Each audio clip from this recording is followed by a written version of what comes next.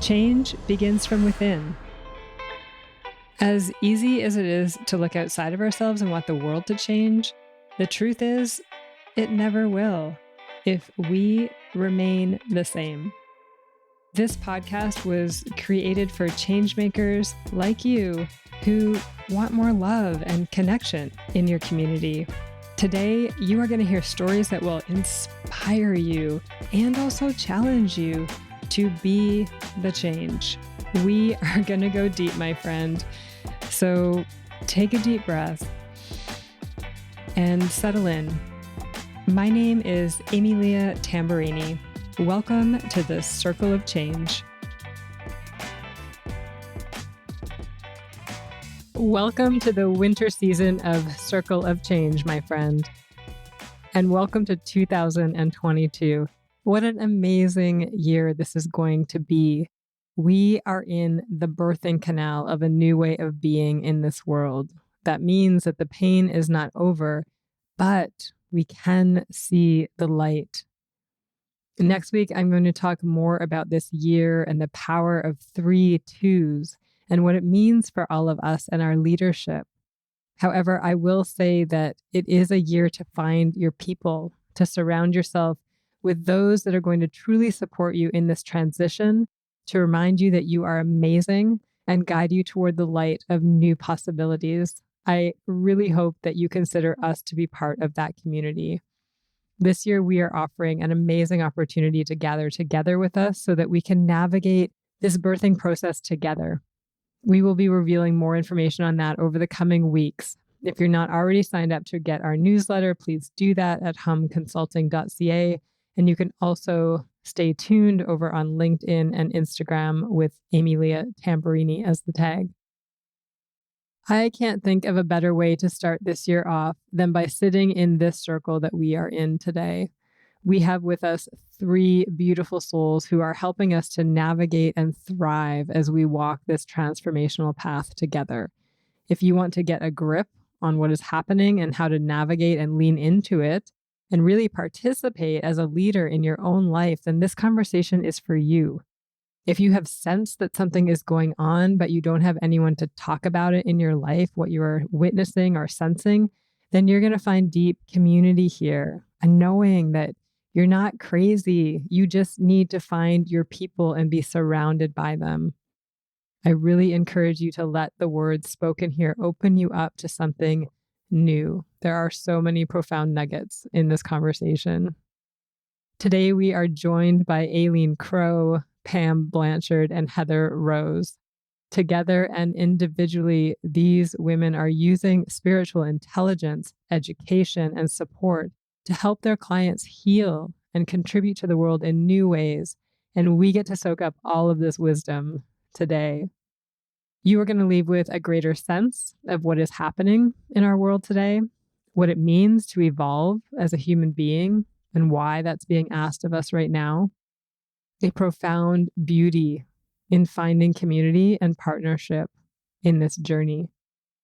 You're going to leave with powerful ways to help you find connection amongst your most painful family and partner patterns. And you will leave with permission to embrace the evolution and become exactly who you are. These women have individual coaching and therapy practices and are also part of Edmonds Rose, a group of family business advisors supporting multi-generational businesses across all areas of transition, continuity, and succession planning. Let me introduce you to these powerful change makers. Pam Blanshard is a certified life and relationship coach dedicated to keeping you connected to your intentions, both personally and professionally. In her coaching practice, she provides the tools, the strategies, and the support to help you create meaningful change, healthier connections, and a sense of equality in all relationships. With Edmonds Rose, she helps create a thriving family unit and successful future for both the business and each member of the family by coaching on effective communication skills that reduce conflict and misunderstandings. Pam is a trained alternative dispute resolution mediator from York University in Toronto and a certified life coach from Coach Training Alliance.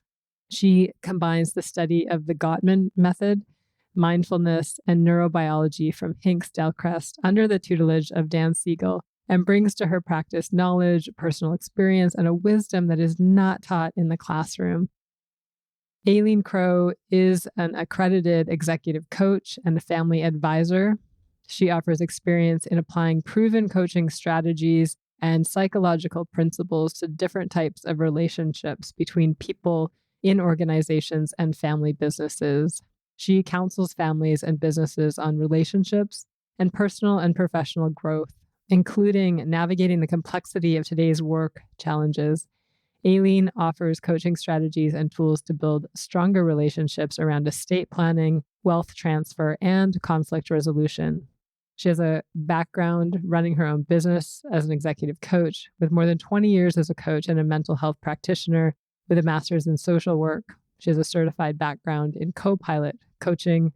She's associate certified coach through the IFC, ADHD specialty through GST coaching, and the Institute of Career Certification International, and she has a certification in Assess Systems. Heather Rose is an accredited family enterprise advisor. She offers experience in applying proven psychological principles and theories to different types of relationships between people or across generations. She counsels families and businesses on relationships and personal and professional growth, offering processes for clients to build stronger relationships around estate planning, wealth transfer, and conflict resolution. Heather has a background in private practice with more than 20 years as a family therapist and mental health practitioner with a certified background in family and marital counseling, research and psychoanalysis, as well as doctorate studies in the philosophy of social work. She is also the founder of RQ Inc., a Toronto-based multidisciplinary healthcare clinic, and she holds a master's of social work and clinical social work. If you have ever wondered what it's like to sit in a circle with wise women healers, this is your chance. Welcome to the Circle of Change. Pam, Heather, Aileen, it is so wonderful to be sitting with you here in a circle. Thank you so much, and welcome to the Circle of Change. Thank you. Thank you. Thank you. I want to share with people how this circle came to be, because I love how naturally things flow and evolve if you just let them. And for me, as a leader and entrepreneur, I'm always coming back to this lesson of stop doing and just be and pay attention.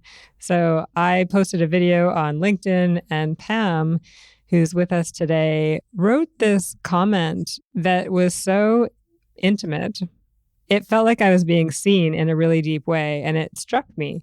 And I felt compelled to reach out, and so I did. And we ended up having this beautiful, deep conversation where it became, I think, more clear, certainly to me, why we had connected. And then Pam thought of Aileen and Heather. Of course, they are collaborators, and we came together for a brief conversation, and now here we are today. And all of this has just been flow and ease, and based on the conversations that we've already had, the time we've had together.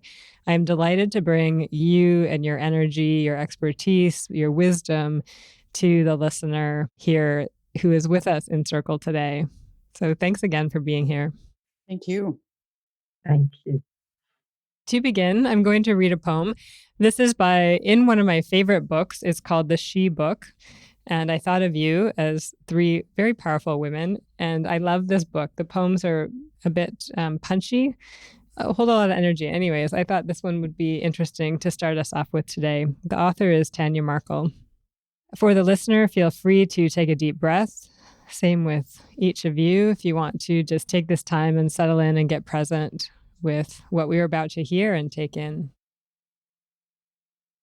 She's in between worlds right now. A part of her is leaving, but it's not like before. She's holding space this time, not sweating it, but breathing beyond her skin. She's good. She's even shape-shifting. The raven, the owl. She's unafraid of the bird's eye view. And unlike all those other times, she isn't scared of the unknown. She's present, and neither timid nor bold. It feels beautiful, like the song of a blackbird, and frightening, like the rumble of an avalanche. Does anything arise for any of you in hearing those words? Oh, I have to collect myself. It got a little emotional, considering I was just talking with Heather the other day about my own avalanche of feeling like I was under an avalanche, and I think when you're in narcissistic type relationships and have suffered trauma, it can very much feel like a avalanche. And as I said to Heather, I could hear you on the other side going, this way. And I'm like, what? This way. Anyway, I dug myself out of the avalanche. I had just enough space to breathe, but knowing somebody was on the other side was paramount to my success. Is just knowing that there was somebody on the other side. It's like, keep freaking digging. So yeah, it kind of touched me, that one. Thank you for sharing that, Pam. So the three of you are, I think, connected on multiple levels. And the one thread that I know for sure that connects you is the family systems perspective that each of you bring to your individual practices. Now, I have not experienced family systems work myself, but my understanding is that it's this systems perspective to understanding how we function, where the system itself is the family and the context within which that family exists or is embedded. And it's fascinating to me, this work. And I really look forward to seeing how that is interwoven in our conversation today. But to begin, I'd love to give you an opportunity to just express who you are in whatever way that comes up for you. And if you brought a talking piece, please feel free to introduce it during this round. So, who are you? I brought a talking piece, and that is my brother's gold necklace with a claddagh ring representing my father, and it sits near the heart. Family is always in my heart. So it's not surprising that I'm doing family work because I really feel fortunate that I have such a wonderful family. So who am I? I first think about who am I in a family, you know, a mother, a daughter, an aunt, a mentor, and then it expands out to a person that wants to connect with other people to make them feel like there's someone there who cares about them, who listens to them, who wants to help them. And I think that's my piece. I love that, Aileen. That's so beautiful. I wasn't gonna. You've changed the way I'm gonna share mine. It's like definitely about family, and family initiated my own inner self-awareness, my desire to change. It's like, girl, you're pretty messed up, and your kids are barometers to your internal chaos. So why don't you get yourself together and lead these two beautiful young women out of this crazy storm? So I would say, you know, I'm a pretty fabulous friggin' mother who loves to mentor others and teach others and do energy work with others and support all different types of individuals in their own journeys and their own thinking, and really, most importantly, support their own thinking. And I'm a great friend. And to Aileen's point, I just, you know, to be able to connect with somebody else and say, "I see you," like, no, I see you, is a really important part of who I am. Oh, I brought a talking stick. Mine is a little arrow. It says, "Let's do this thing." And my daughter, my youngest daughter, Eve, gave this to me. And my kids really, really support my coaching career, and they support us. She saw this in the store and wanted me to have it on my desk in my office here. So when we were told to bring a stick, I was like, "Yep, that'll do the trick. Bring your people with you." So that's my stick. I've spent most of my life trying to from when I was 4 years old, from when I can remember, beginning to be conscious that I was called to use energy medicine for healing. I did a lot of things to deny that part of myself. I did a tremendous number of different lives, and life kept calling me and pulling me through and saying, come on this way.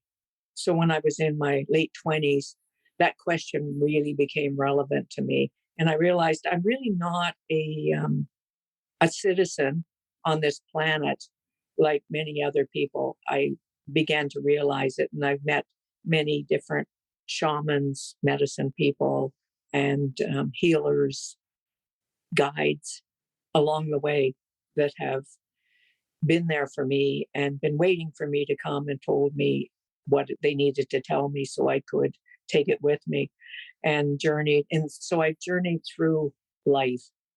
It's been a disappointment to many people that I didn't do certain things that would have been very helpful, for a local citizen, that I was always looking for a way to participate with life. And being in Ecuador has helped me let go of a lot of the culture that we grew up in, and we're expected to be who we are and identify with the culture, and to let go of the cultural identity and move into who am I.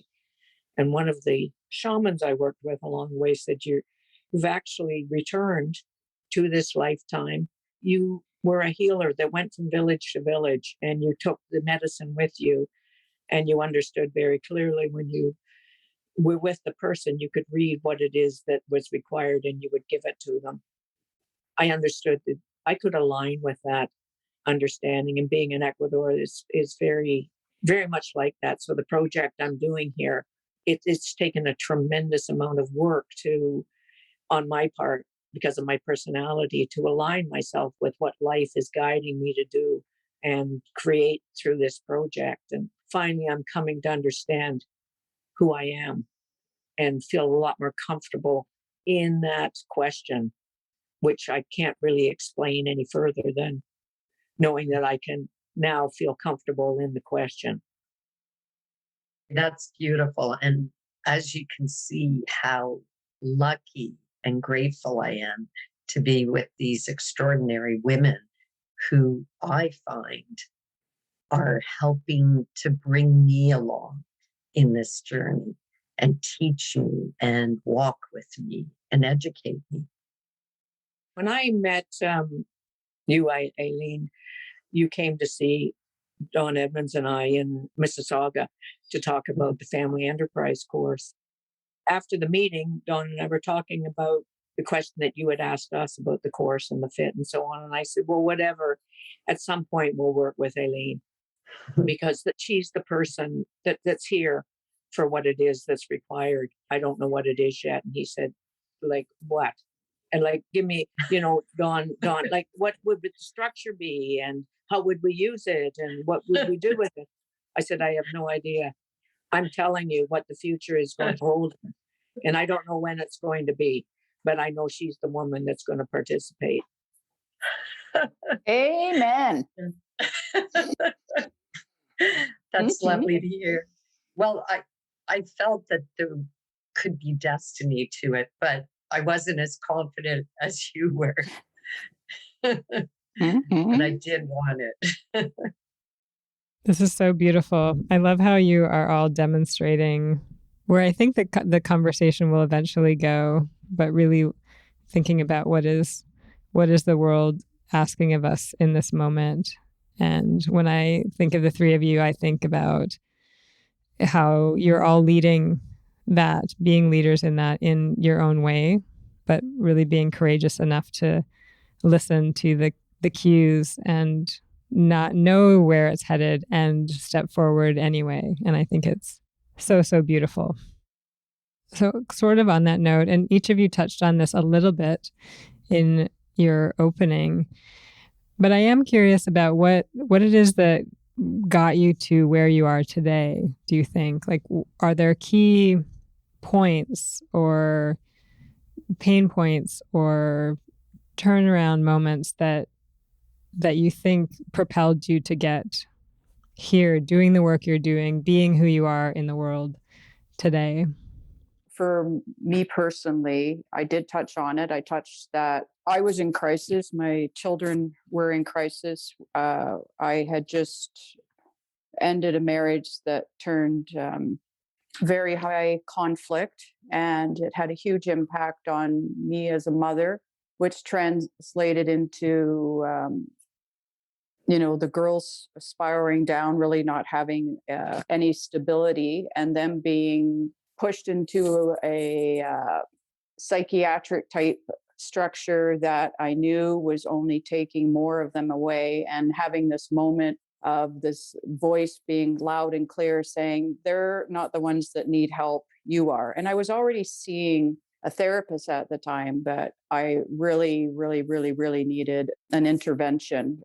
So I decided to border on a nervous breakdown, and came across my friend Heather here, who walked with me through, well, walked with me. No, I was in that avalanche actually. And so it was hard to hear her at first, but as I approached the light, it became clear that if I can extricate myself from that type of trauma and then see my children evolve on such a beautiful level, like it's obvious every day. I didn't have to wait years to see the results of my inner work. It happened in days, and it evolved beautifully over years.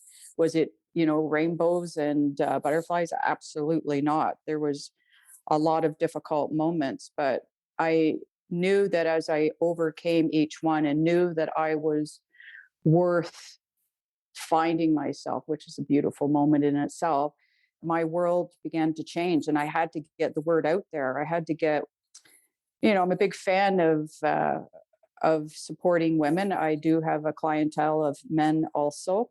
It's just all about creating safety, and whatever that means for each individual. But that is the way through this work, is creating that safety within yourself and around you. So, and then teaching that to my children and now my people. So that's how I got here with a team.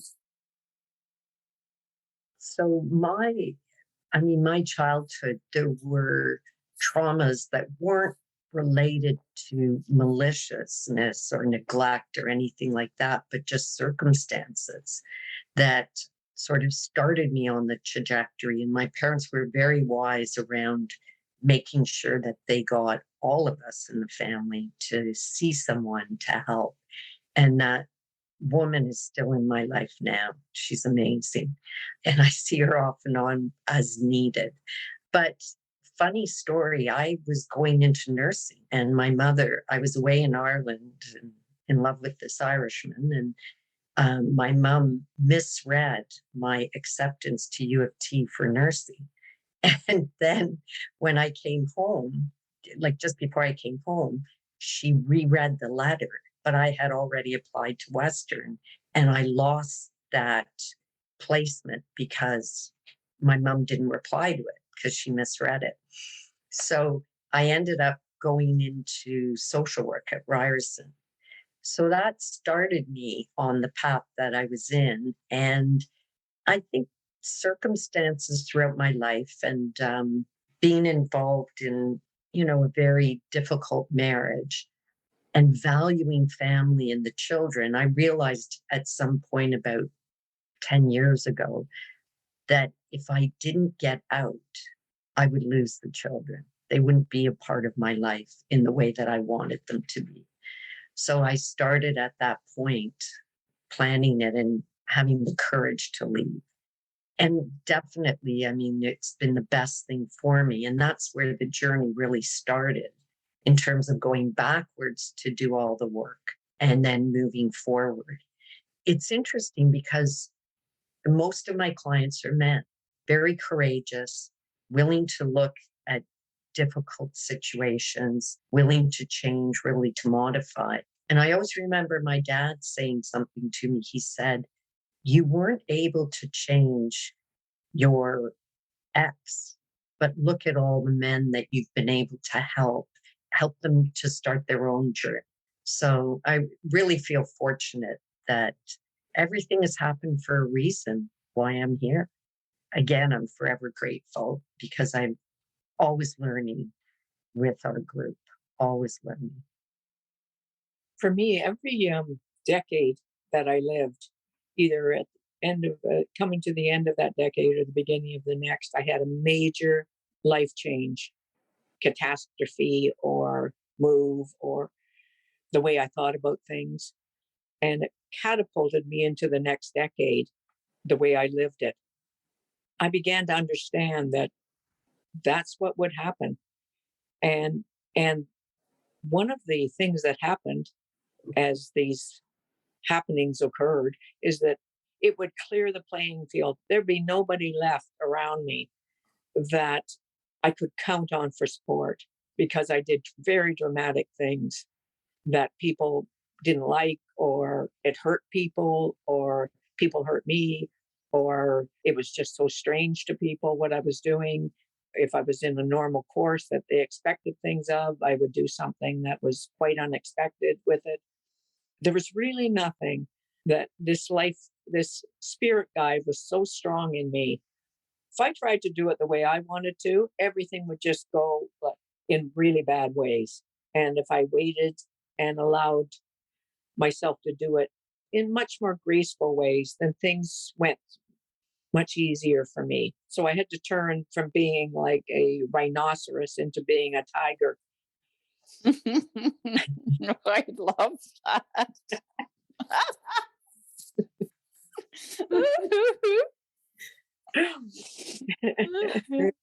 And leadership style definitely changed with it. Oh my gosh. Now my head is so full of all this imagery of like the avalanche. We use, like, I heard catapult, and now I've got this rhinoceros. But there's something very stormy and big and disruptive and destructive almost about these moments that bring us closer to our true selves. Or I'm not sure if that's how you would describe it. Well, how would you describe it actually in terms of what you're being drawn toward? What is that? God bless anyone who finds themselves with grace and ease. But that was just not the case for me at all. You can imagine digging yourself out of an avalanche. It was hard work. And yes, I rested a lot and uncomfortably because I'm a bit of a workaholic. So even the rest is like, you're never going to get out of here. Get the frig off your butt and keep digging.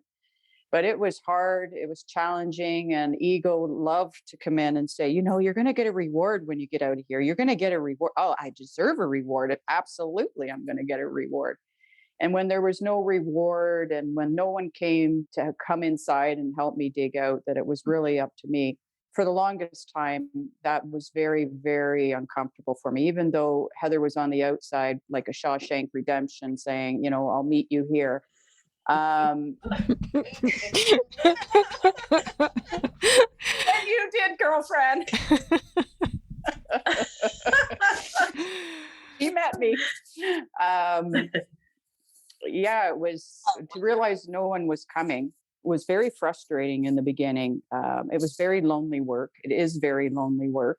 But then when you realize that, hallelujah, it's up to me. I get to design how I'm going to get out of here. No one holds that power other than me. It's like, okay, all of a sudden I just grew a whole bunch of muscle and trusting and faith and found the way. That's my little metaphor to this conversation. Yeah. And I found myself, but because I had lost myself. So who I was as a young child, even though there were traumas, there was just such a fighting spirit there and a unique person. And then I sort of went through a period of losing it. And over the past couple of years, I think Pam said it beautifully, like a lot of darkness, a lot of digging out I don't think I was in an avalanche, but I was, I'm trying to think of what I was. But back to your poem in the beginning, always just imagining that bird, like the birds that you mentioned. I sort of knew one day when I was getting there because I had this dream that I was on the side of Yosemite and I was sitting on one of those little chairs that you found in elementary school. And I jumped off. And I'm afraid of heights. I'm terrified of heights. And I jumped off. And all of a sudden, the chair had these rockets. And I just careened down to the ground, controlling it, driving it, getting to safety. And that was a huge shift for me because that said, you've got this, you can do it. And I have to say that dream has sustained me for years whenever a little bit of fear creeps in or whatever. But I also believe that our strength in this group is what we've gone through, how we've come out of it.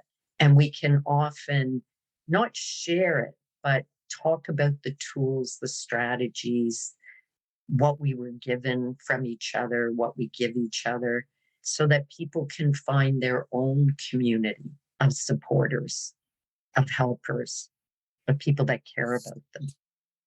You saying fear, Aileen, it triggered, to do the work inward and not, the fear of pleasing somebody else first before you feel safe. When you've had trauma, as you know, that becomes the benchmark to your being able to sustain somewhat of a life with, that's how you created uncertainty, or how I'm speaking about myself right now, but fear during, as you're trying to get out of this and you're like, oh my God, I'm doing this for myself. It's one thing that's very uncomfortable because you're so used, I'd be so used to coaching Heather. It's like, don't worry, I'm fine. You're going to get your dinner tonight. I'll get the grass cut when I'm out. Don't worry. It's all good. So to go and actually do this work and do it totally for myself was terrifying. And that fear of risking that you would lose things. But as you get stronger, when you grab that strength, you're actually in a position that the things that you feared you'd lose, you're like sitting there going, sorry, I've been living with you for how long? Like, what the hell was I thinking? So I just think you don't want to get too far ahead of yourself on these journeys because you'll stop yourself from moving because you think that you won't be loved again or you won't belong anywhere again. So you stay in these old patterns, and yet that you're just too far ahead of yourself when you do this work quickly. It's like, as Heather says, slow and steady wins the race. When you read the poem today, I thought how intelligent, and I mean that in true sense of intelligence, how intelligent it was of you to bring that to us for us to use. I work in terms of evolution, that we are evolving into a new species, and we are trying to make it through a very volatile time and how it's erupting into each of our lives and what we're all trying to do to manage that eruption and what life is doing. It's so beyond me what is occurring right now. It's so beyond a comprehension of most human beings, of what we're taking part in right now. We're trying to find a meet and to meet others that are there like you doing the same thing, that are saying we're in the dark. Are you there? There's an awful explosion going on, and we're looking for each other. And I could just weep when I say this, to find one, and oh, you survived. You're here. You're here. It is such a beautiful moment to meet and to say you've survived. What's happened to all of us? What was done to us? What we did to each other? What's being done in the name of so many things, whether it's religion or politics or marriage or whatever institution was created and what has been done to us in the name of that, man and women, and to find people that are surviving. And I think of some of the Day of the Trepid I read when I was in high school, and how they found honey and how exciting it was for them to find honey after the catastrophe. And I know that moment. That's what this conversation means to me, and why I would show up for this kind of a conversation, because it is so deeply meaningful and potent. And it will call to people that we're out there. This brings me back, Heather, to our time in Oregon at that Jean Houston event in our little circle that we had. And when we handed the stick over after you shared that, something like this that was similar, and what my purpose was to bring in the humor, and all of a sudden this vision of I don't know if I've got the right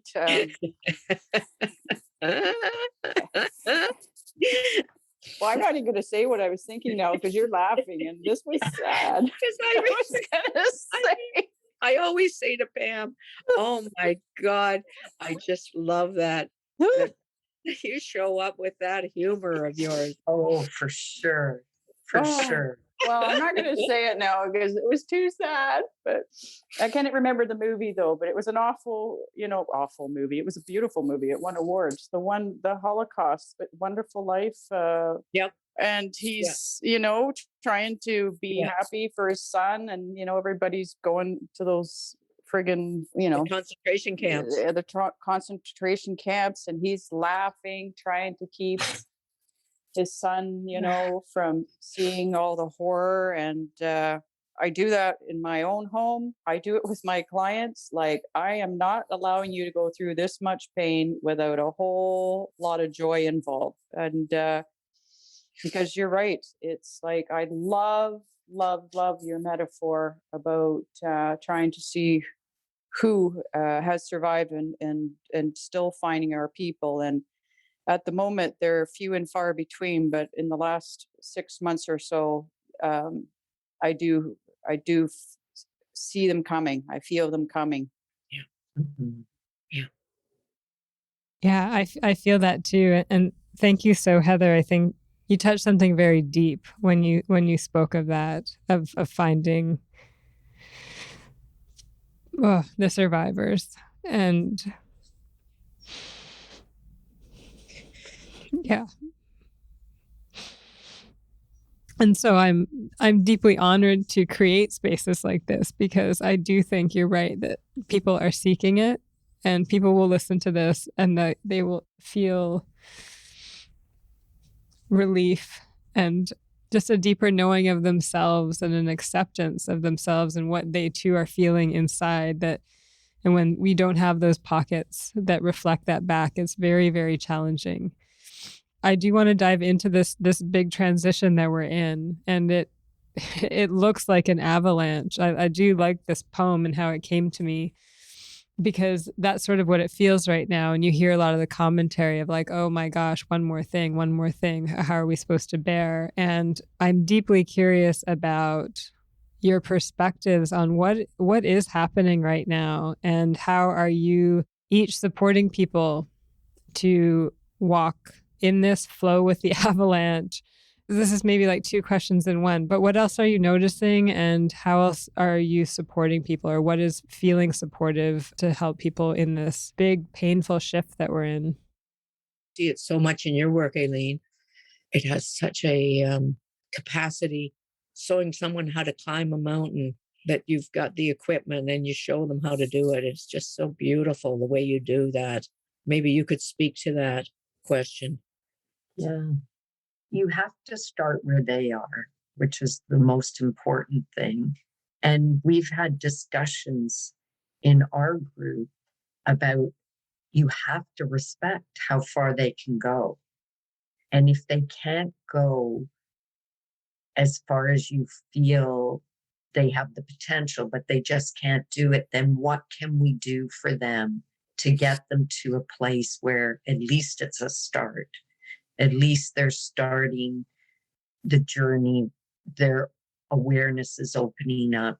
I mean, I remember starting to work with an executive probably over 10 years ago, and then he just keeps coming back over the years. And now he could be talking this talk with us because that's how much he's evolved. And a lot of it was on his own, but there was just pointing him in different directions to have him experiment or look at it or see if it fits. And I think that's what we do. I really feel that people that I've worked with have that inner innate core of goodness, how far they're willing to open that up like a flower. And you know what? Every little step's important and should be celebrated. And I've watched people evolve over many, many years. But that's been my evolution too. So we can't expect anything more from our clients than we ourselves. We're in our own journeys too. What Eileen's saying is really important about, we can't expect anything more from our clients in the sense of, you go online now and there's so many, everything's a quick fix. We've got the quick TikTok videos. You can figure out how to get your teeth white in 15 seconds, for crying out loud now, and all kinds of things in the beauty world. And now they're promoting fast apps for coaching and emotional development. And yet it's not that easy. Sure, you can go on there and maybe you'll have, just like you would reading an inspirational book, you may have an enlightening moment, and hallelujah for that. Or it can be a lifetime investment and an important one. And I think COVID is, this is my thinking. You asked the question. So it's like, I think Mother Earth is pretty freaking upset right now. And she's going to do what she needs to do to get into alignment.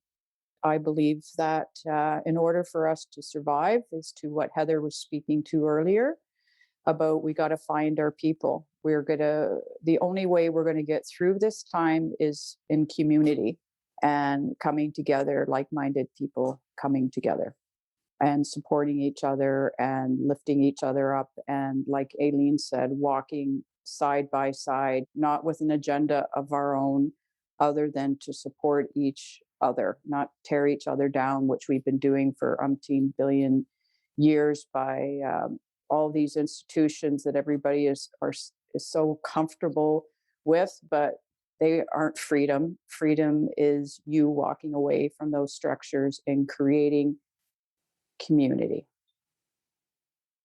What has really blessed me is that I continue to wonder. And in that wondering, I don't imagine I know any person, no matter how much they have shared with me, told me, walked with me, talked with me. I am in awe of what people are able to accomplish. And therefore, I go with no expectation except from myself, which is quite big, but no expectation of the other as we walk and we talk together. And they do whatever they do with that wonderment. They can walk in that wonderment with me, and then they go do whatever they decide to do with it. And they come back and they share with me what they've done. And I'm in awe again of what we're capable of as human beings if we're given that kind, what Pam's talking about, that freedom to not be watched over by ideas, that any kind of ideal and ideas that decide what we're supposed to be, because it limits who we can become. And I have spent most of my life extricating myself from those limitations that have been put on me from a very early age, because I had a learning disability, and the way it was treated was so odd to me that they didn't really know me. And I thought, well, you don't even know me. How can you even say that about me? So I never paid much attention to people after that. And I went about my own way. But one of the problems is you end up living in your own world, and then you have to emerge from that to join the human race. And then find the human race is pretty well destroyed. then you have to look for people that understand what it was that we've all been through in their own ways and go, oh, that's was really bad what happened to us. Wow, you're here. Okay. Okay, so let's walk on together. Beautiful. One question I'm deeply curious about, and I think you'll all have some words of wisdom here, is that I love what you're speaking of in terms of how to support ourselves through this and how to show up with people. I find I can do that when I'm holding space for people that I'm not intimately connected with. But when it comes to my own family, say an intimate partner, which I have not been with for a really long time now in that dynamic, but that's when sort of all the things that I know go out the window. And it's just like that trauma just comes up and takes over. And that's something I'm still very much working with and working through. And so I would love to hear your reflections on that. Am I alone in that? And if not, what is happening there in that particular dynamic? I would say, especially with family, that makes this showing up in more loving, compassionate, curious ways more challenging sometimes.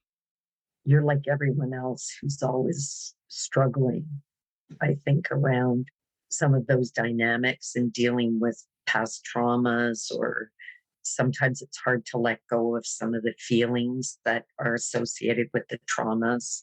I'm now just trying to practice. I say to myself every day, everyone's just trying to do their best. When someone is clearly nefarious, then I just try to say, I forgive the soul inside of you, but obviously it's harder to forgive, but try to look beyond some of the behaviors sometimes, because what's typically behind behaviors are fear, hurt, feelings of rejection, abandonment, all kinds of things.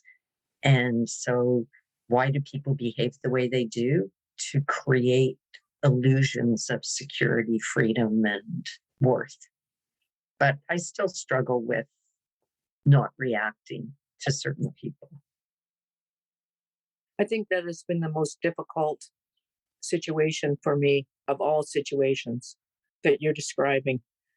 Because of the systems that we all have been engaged in, the systems, the cultural systems, the family systems, the world systems, the political systems, educational systems, all of the many different systems we're all engaged in, we were schooled fairly early about who we are, who we were supposed to be as women in relationship. You had to either care about people or look great. I mean, I'm boiling it down. So you try one and then you try another and then you try another, and nothing really works for satisfactory for yourself as a woman or as a human being. So then the journey begins. The partner that you're with, usually you're not with as you proceed, and then the partner that you become acquainted with and say yes to, you know that they have the potential at that point because you know your own, that they have the potential, but you know it is going to be a minefield because of history, genetics, all these things I've mentioned already, the institutions. It's going to be a minefield, and you both have to. It's such a massive storm.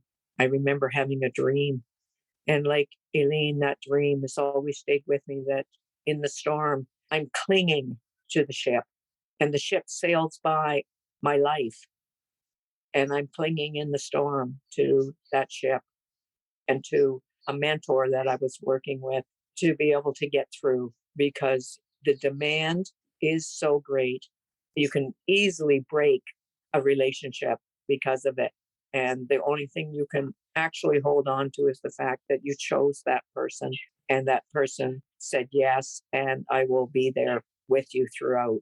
And that's the only person that is going to survive with you. I would say for me, speaking to what Heather said, is like, oh, I chose that person all right. I didn't really expect there to be two major shitty storms, though. I didn't expect these two people to like rip me open and take me back to my own childhood trauma and put it all out for public display and have me look at it from that perspective. I do believe that I was drawn to them both to do the work. I had to start making those two relationships less personal and more about my own personal development. That was the only way through. It was definitely the only way through narcissism for me, was to be able to say, what can I learn from this? Who am I in the presence of this? That took a whole heck of a lot of work and definitely a lot of support. It wasn't pretty, but it was important. And I learned everything in relationships. I'm never, it's not that I go looking for it, but I was never single long. There was always a relationship.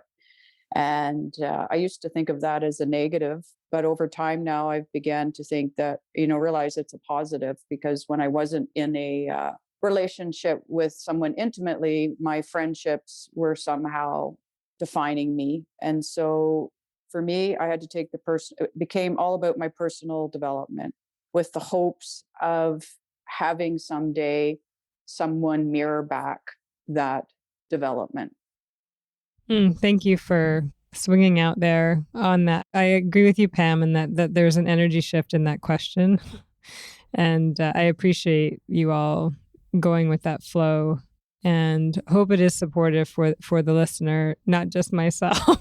I benefited a lot from what you shared. So thank you. Thank you for that.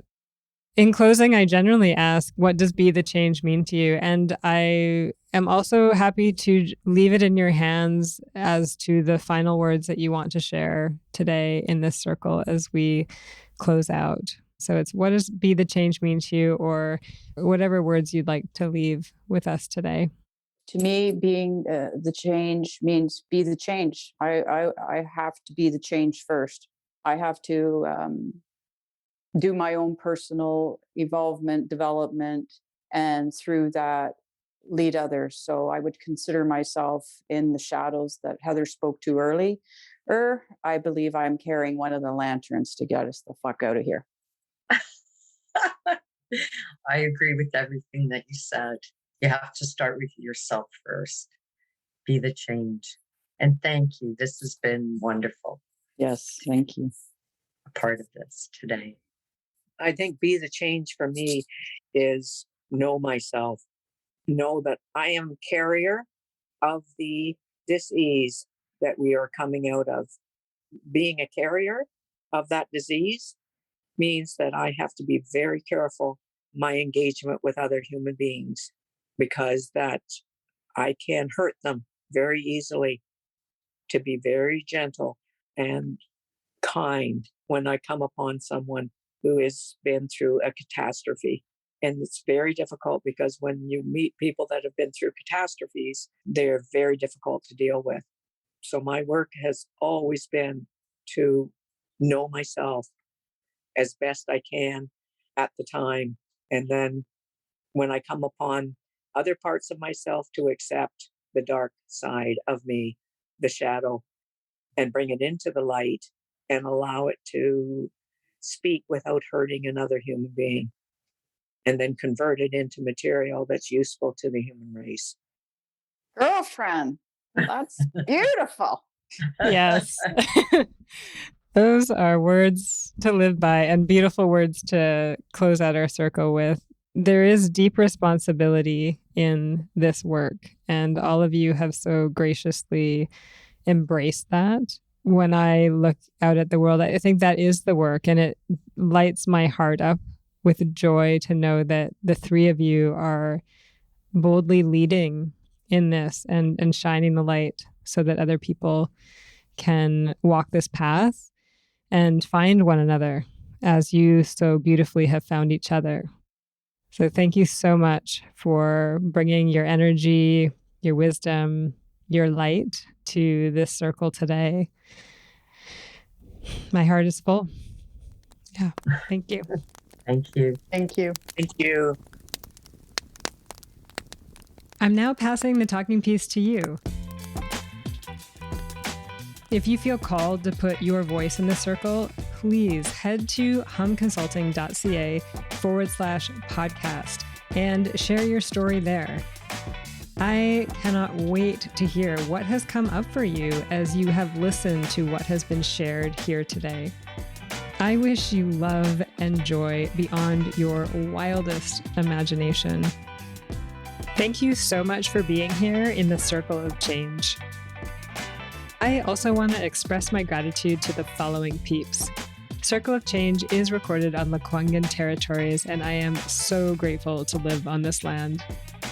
Our opening and closing music was created by the talented E-Roll Beats. You can find his creations at erollbeats.com. And special thanks to my coach, Mary Chan of Organized Sound Productions, for bringing this podcast to life. Until next time, ciao.